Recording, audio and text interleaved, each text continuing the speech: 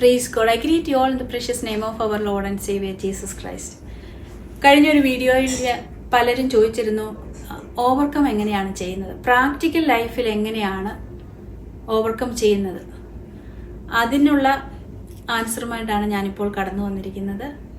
ഈ വേദപുസ്തകം നോക്കുകയാണെങ്കിൽ ഇതിനകത്ത് മൊത്തം പ്രശ്നങ്ങളുള്ള ജീവിതങ്ങൾ മാത്രമേ ഉള്ളായിരുന്നു. പഴയ നിയമം തൊട്ട് പുതിയ നിയമം റെവലേഷൻ വരെ നമുക്ക് കാണാം, എല്ലാവർക്കും പ്രശ്നങ്ങളായിരുന്നു. ആരും ഒരു പ്രശ്നവും ഇല്ലാത്ത ആരും ഉണ്ടായിരുന്നില്ല. അവരൊക്കെ എങ്ങനെയാണ് ഓവർകം ചെയ്തത് എന്നുള്ളതാണ് ഈ വേദപുസ്തകത്തിൽ നമ്മളെ പഠിപ്പിക്കുന്നത്. ഇന്നും ഞാൻ വിശ്വസിക്കുന്നു പ്രശ്നങ്ങളില്ലാത്ത ആരുമില്ല, എല്ലാവർക്കും പ്രശ്നങ്ങളുണ്ട്. Even after we accept Lord Jesus Christ we will have still problems. അതിന് ബെസ്റ്റ് എക്സാമ്പിൾ ആണ് the waves and storms were hitting attacking the boat. അപ്പൊ ഡിസൈപ്പിൾസ് എന്താണ് ചെയ്തത്? നമുക്ക് മർക്കോസിന്റെ സുവിശേഷം 4-ാം അധ്യായത്തിൽ നമുക്ക് കാണാനായിട്ട് സാധിക്കും.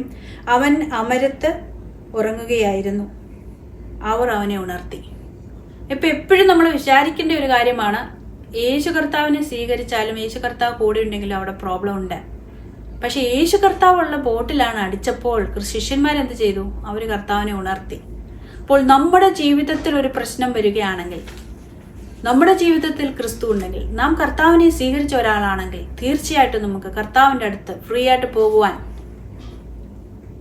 കർത്താവെ ഞാൻ ഈ ഒരു പ്രതിസന്ധിയിലാണ്, ഒന്ന് ഉണരണമേ, എനിക്ക് വേണ്ടി ഒന്ന് പ്രവർത്തിക്കണമേ എന്ന് പറയുവാനുള്ള അവകാശം നമുക്കുണ്ട്. ലോകത്തിലെ എല്ലാവർക്കും പ്രശ്നങ്ങളുണ്ട്, പ്രശ്നമില്ലാത്ത ആരുമില്ല.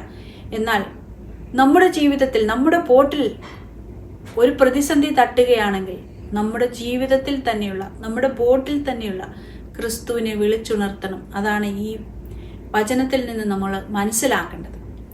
Problems are there. പക്ഷെ യേശു കർത്താവിനെ വിശ്വസിച്ച് കഴിയുമ്പോൾ നമ്മൾ വെറുതെ അങ്ങ് വിശ്വസിക്കുകയല്ല, അതിൻ്റെ ഡീപ്പസ്റ്റ് ഫെയ്ത്തിൽ we will have an action. Faith will always have an action. Action ഇല്ലാത്ത ഫെയ്ത്തും കൊണ്ട് നമുക്ക് ഒരു പ്രയോജനമില്ല. We should believe that our God is great, our God can do wonders. എല്ലാ ഡാർക്കസ്റ്റ് മൊമെന്റിലും ദൈവത്തിൻ്റെ കൈക്ക് ഒരു പ്രവർത്തനമുണ്ട്. When you don't see any way, God will have many ways. So you believe that my God is mighty, he can do wonders. So faith will always have an action. Action ഇല്ലാത്ത വിശ്വാസത്തിന് ഒരു പ്രവൃത്തിയില്ല, അതിൻ്റെ ഒരു ഫലം നമുക്ക് കാണുവാനായിട്ട് സാധിക്കത്തില്ല. വിശ്വാസം എന്ന് പറഞ്ഞുകൊണ്ട് നടക്കുന്നതല്ല, ക്രിസ്ത്യാനി എന്ന് പറഞ്ഞുകൊണ്ട് നടക്കുന്നതല്ല. ഫെയ്ത്തിന് എപ്പോഴും ഒരു 1 സ്റ്റെപ്പ് മുമ്പോട്ടൊരു ആക്ഷൻ ഉണ്ട്. ആ ആക്ഷൻ ഉണ്ടെങ്കിൽ മാത്രമേ നമുക്ക് നമ്മുടെ ജീവിതത്തിൽ ഉണ്ടാകുന്ന പ്രതിസന്ധികളെ തരണം ചെയ്യുവാനായിട്ട് സാധിക്കത്തുള്ളൂ. എൻ്റെ ഒന്നാമത്തെ എക്സാമ്പിൾ ഞാൻ പറഞ്ഞതാണ്. ക്രിസ്തു യേശു തന്നെ ഉണ്ടായിരുന്ന പടകിൽ ക്രിസ്തു യേശുവിൻ്റെ ശിഷ്യന്മാർ യേശുവിനെ പറ്റി ജീവിച്ചിരുന്ന ആ ഒരു പടകിൽ, അവരുടെ പടകിലാണ് ആ വലിയ തിരമാലകൾ അടിച്ചപ്പോൾ അവർ ക്രിസ്തു യേശുവിനെ ഉണർത്തുകയായിരുന്നു. Praise God. So there was an action. കർത്താവിനെ ഉണർത്തുന്ന ഒരു ആക്ഷൻ, പ്രാർത്ഥനയുടെ ഒരു ആക്ഷൻ. വെറുതെ കരഞ്ഞുകൊണ്ട് നിന്നാൽ മാത്രം പോരാ. ഇവിടുത്തെ ആക്ഷൻ പ്രാർത്ഥനയായിരുന്നു, കർത്താവിനെ വിളിച്ചുണർത്തുന്ന ഒരു ആക്ഷൻ. അടുത്തതായിട്ട് നമുക്ക് പത്രോസിനെ അറിയാം. പത്രോസിനെ കർത്താവ് ശാസിച്ചു. He rebuked Peter. സാത്താനെ എന്നെ വിട്ടുപോകുന്നാണ് പറഞ്ഞത്. അപ്പോൾ കർത്താവ് എന്തുവാണ് ചെയ്തത്? റെബ്യൂക്ക് ചെയ്തു. യേശു കർത്താവിൻ്റെ കൂടെ നടന്ന പത്രോസിനെയാണ് സാത്താൻ എന്ന് വിളിച്ചത്. അപ്പോൾ സാത്താൻ അവിടെയും ഉണ്ട് അല്ലേ? നമുക്കതുപോലെ തന്നെ കാണുവാനായിട്ട് സാധിക്കും. ചർച്ചിൽ നിന്ന് ഊമനും ബദിരനുമായ ഒരു ആത്മാവിനെ കർത്താവ് ഓടിച്ചുവിടുന്നതുണ്ട്, ശാസിച്ച് ഓടിച്ചുവിടുന്നുണ്ട്. അപ്പോഴവിടെയൊക്കെ ഒരു പൈശാചിക പോരാട്ടമായിട്ട് നമ്മുടെ ജീവിതത്തിൽ വരുമ്പോൾ we have the authority to rebuke. നമ്മൾ ശാസിച്ച് ഓടിക്കുവാൻ വേണ്ടി കർത്താവ് ചെയ്തതുപോലെ ചെയ്യുവാൻ നമുക്ക് നല്ല മാതൃകയായ കർത്താവ്, ക്രൂശിക്കപ്പെട്ടവനായ ക്രിസ്തു യേശുവിനെ നോക്കുവിൻ എന്നാണ് പറഞ്ഞത്. അപ്പോൾ നമുക്ക് ഒരു പൈശാചിക പോരാട്ടമാണെന്ന് നമ്മൾക്ക് മനസ്സിലാക്കി കഴിഞ്ഞാൽ അതിനെ റിബ്യൂക്ക് ചെയ്യുവാൻ വേണ്ടിയിട്ടുള്ള ഒരു അവകാശമുണ്ട്. നാം കർത്താവിൻ്റെ കൂടെ നടന്നാലും സാത്താൻ നമ്മളെ ഇങ്ങനെ ഉന്നം വെച്ചുകൊണ്ടേയിരിക്കും. എവിടെയാണ് അവളെ പിടിക്കേണ്ടത്, എവിടെ വെച്ച് താഴെ വീഴ്ത്താൻ പറ്റും, അങ്ങനെയൊക്കെ നോക്കിക്കൊണ്ട് സാത്താൻ ഇരിക്കുമ്പോൾ നമുക്ക് ആ സാത്താനെ റിബ്യൂക്ക് ചെയ്യുവാനായിട്ട് സാധിക്കും. നമ്മുടെ ജീവിതത്തിൽ സാത്താൻ്റെ പ്രശ്നങ്ങൾ കടന്നു വരുമെന്നുള്ളതിൻ്റെ ബെസ്റ്റ് എക്സാമ്പിളാണ് പീറ്ററിനോട് പറഞ്ഞത്, സാത്താനെ എന്നെ വിട്ടുപോകും എന്ന് പറഞ്ഞത്. ക്രിസ്തുവിൻ്റെ കൂടെ നടന്ന, ക്രിസ്തുവിനെ ഫോളോ ചെയ്ത ഒരു ശിഷ്യനായിരുന്നു പത്രോസ്. Praise God. അപ്പോൾ നമ്മുടെ ജീവിതത്തിൽ ഉണ്ടാകുന്ന പല പ്രതിസന്ധികളിലും നമ്മൾ എന്താണ് അടുത്ത ഒരു സ്റ്റെപ്പ് എടുക്കണം. പ്രാർത്ഥന കൊണ്ട് മാത്രമല്ല, കരഞ്ഞുകൊണ്ടിരുന്നതുകൊണ്ട് മാത്രമല്ല, അടുത്ത ഒരു സ്റ്റെപ്പ്.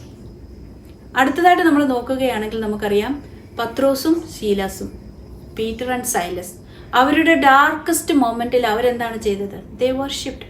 അവരവിടെ കരഞ്ഞില്ല. കരഞ്ഞുകൊണ്ട് 100 പേരെ വിളിക്കുക, എങ്ങനെ എന്നെ ഈ ജയിലിൽ നിന്ന് ഇറക്കുമെന്നൊക്കെ ചോദിച്ച് അവർക്ക് അതിനു വേണ്ടിയിട്ടുള്ള ഒരു സാഹസിക പ്രവർത്തനങ്ങളും അവിടെ ചെയ്തില്ല. അവരുടെ വലിയ സാഹസിക പ്രവർത്തനങ്ങളാണ് കെട്ടിയിട്ടിരുന്ന ആ നിമിഷത്തിൽ അവിടെ കിടന്നുകൊണ്ട് അവരുടെ നാവിനെ കെട്ടുവാൻ പറ്റിയിരുന്നില്ല.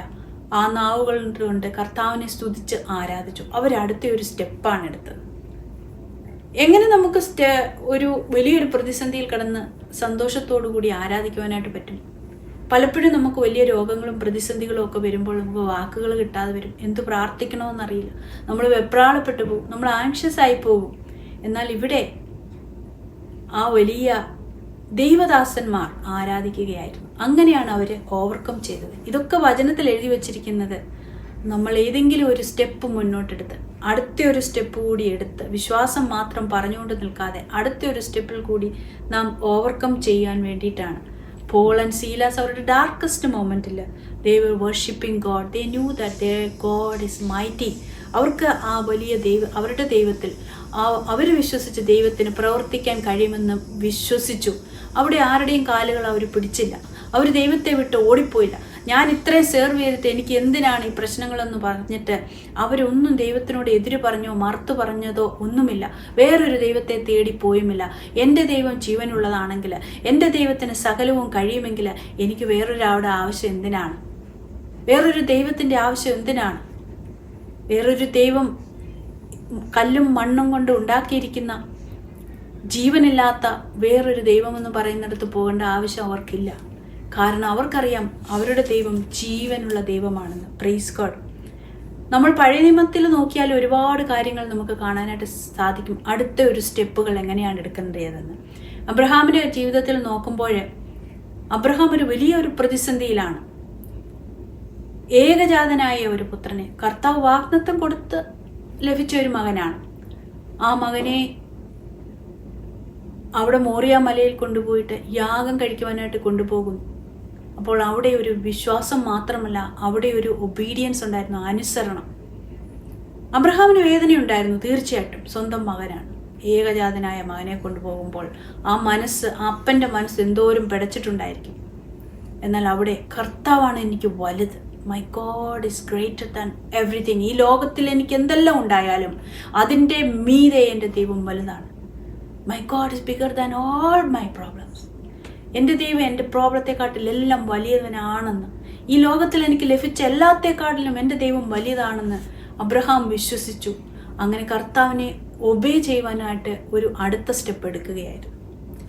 നമുക്കതുപോലെ 2 രാജാക്കന്മാർ 6-ാം അധ്യായത്തിൽ നോക്കുകയാണെങ്കിൽ എലീശ പ്രവാചകൻ എന്താണ് ചെയ്തതെന്ന് നമുക്ക് കാണാം. അരാം സൈന്യം എലീശ പ്രവാചകന്റെ നേരെ വരുമ്പോൾ ബാല്യക്കാരൻ ഭയപ്പെട്ടു. എന്നാൽ എലീശ ഭയപ്പെട്ടില്ല. എലീശ എന്താണ് കണ്ടത്? എലീശ കണ്ടത് അഗ്നിമയമായ കുതിരകളും രഥങ്ങളും കൊണ്ട് നിറഞ്ഞിരിക്കുന്ന ഒരു കാഴ്ചയാണ് കണ്ടത്. Praise God. നമ്മുടെ ജീവിതത്തിലുള്ള പ്രതിസന്ധികൾ, അതൊരു വലിയ സൈന്യം നമ്മുടെ നേരെ എതിരെ പാളയമിറങ്ങി വന്നാലേ ഇപ്പം എന്നെ വിഴുങ്ങിക്കളയും, ഇപ്പം എന്നെ മുടിച്ചു കളയുമെന്ന് പറഞ്ഞുകൊണ്ട് സൈന്യം നമുക്കെതിരായിട്ട് വരുമ്പോൾ നാം കാണണം, അഗ്നിമയമായ രഥങ്ങളും കുതിരകളും നമ്മുടെ ദൈവത്തിൻ്റെ പ്രവൃത്തി, ദൈവത്തിൻ്റെ ലോർഡ് ഓഫ് ഹോസ്റ്റ്, ആ ദൈവത്തിൻ്റെ വലിയ സൈന്യം നമുക്ക് വേണ്ടി ഇറങ്ങുന്ന ഒരു കാഴ്ച നമുക്ക് കാണുവാനായിട്ട് പറ്റുമോ? അങ്ങനെയാണെങ്കിൽ തീർച്ചയായിട്ടും നമുക്ക് വിജയം ഉറപ്പാണ്. അതുപോലെ തന്നെ എലീശ പ്രവാചകൻ അവിടെ പറയുന്നുണ്ട്, കർത്താവേ ഇവരുടെ കണ്ണുകൾക്ക് അന്ധത വരുത്തണമേ. അപ്പോൾ നാം കർത്താവിനോട് പറയണം എന്താണ് അവർക്ക് ചെയ്യേണ്ടതെന്ന്. അവിടെ ആ സൈന്യത്തെ മുടിച്ചു കളയാനോ നശിപ്പിച്ചു കളയാനോ ഒന്നും എലീശ പ്രവാചകൻ പറഞ്ഞില്ല. അവരുടെ കണ്ണിനൊന്ന് അന്ധത വരുത്തിയിട്ട് ഇവിടെ നിന്ന് അവരെ ഓടിച്ചു കളയണം. അത് മാത്രമേ എലീശ പ്രവാചകൻ ചോദിച്ചുള്ളൂ. അതുകൊണ്ട് ഇന്ന് നമ്മുടെ ജീവിതത്തിൽ ഏതൊരു പ്രശ്നമാണ് വരുന്നതെന്ന് വെച്ചാൽ അതിനെ എന്ത് ചെയ്യണമെന്ന് നമുക്ക് കർത്താവിനോട് പറയുവാനായിട്ട് സാധിക്കും. അവിടെ പറയുന്നുണ്ട്, എലീശ പറഞ്ഞത് പ്രകാരം അവരുടെ കണ്ണുകൾ അന്ധത പിടിപ്പിച്ചു. Praise God.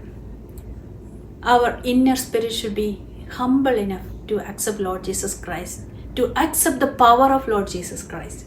നാം ഒന്ന് താണു കഴിയുമ്പോൾ മാത്രമേ കർത്താവിൻ്റെ ആ വലിയ ശക്തിയും വലിയ മഹത്വവും വലിയ പ്രവർത്തനവും നമുക്ക് അറിയുവാനായിട്ട് സാധിക്കത്തുള്ളൂ. ഈ വചനം മൊത്തം നമ്മൾ നോക്കുകയാണെങ്കിൽ അതിനൊരു അടുത്ത സ്റ്റെപ്പ് വിശ്വാസം മാത്രമല്ല, വിശ്വാസത്തിന് പ്രാർത്ഥന എന്നുള്ളൊരു അടുത്ത സ്റ്റെപ്പായിരിക്കും, അല്ലെങ്കിൽ വർഷിപ്പ് എന്നുള്ളൊരു അടുത്ത സ്റ്റെപ്പായിരിക്കും, അല്ലെങ്കിൽ വിശ്വാസത്തിൻ്റെ ഒരു അനുസരണം എന്നുള്ള അടുത്ത ഒരു സ്റ്റെപ്പായിരിക്കും, അല്ലെങ്കിൽ വിശ്വാസത്തിൽ നാം കാണുക, നാം ആത്മാവിൽ കാണുക, വിത്ത് ഫെയ്ത്ത്, കർത്താവിനോട് കൂടി, കർത്താവ് എൻ്റെ കൂടെ ഉണ്ടല്ലോ, എനിക്ക് വേറെ ആരെയും ഭയപ്പെടേണ്ട കാര്യമില്ല. God knows even the smallest desire of your heart.